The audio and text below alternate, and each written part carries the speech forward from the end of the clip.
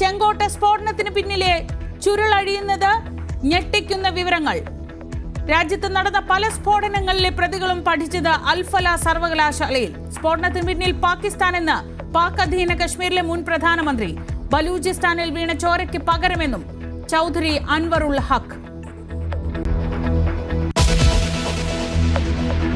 मैं नीतीश कुमार सत्यनिष्ठा से प्रतिज्ञान करता हूं कि जो विषय बिहार राज्य के मुख्यमंत्री के रूप में मेरे विचार के लिए लाया जाएगा.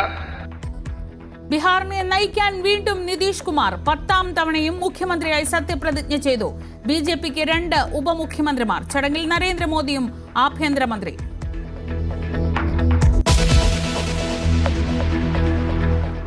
കാസർകോട്ട് സീറ്റ് വിഭജന തർക്കത്തിൽ തമ്മിൽ തല്ലി കോൺഗ്രസ് പ്രവർത്തകർ. സീറ്റ് വിഭജനവുമായി ബന്ധപ്പെട്ട് അടി നടന്നത് DCC ഓഫീസിൽ. കയ്യാങ്കളിയുടെ ദൃശ്യങ്ങൾ പുറത്തുവിട്ടത് കോൺഗ്രസ് പ്രവർത്തകർ.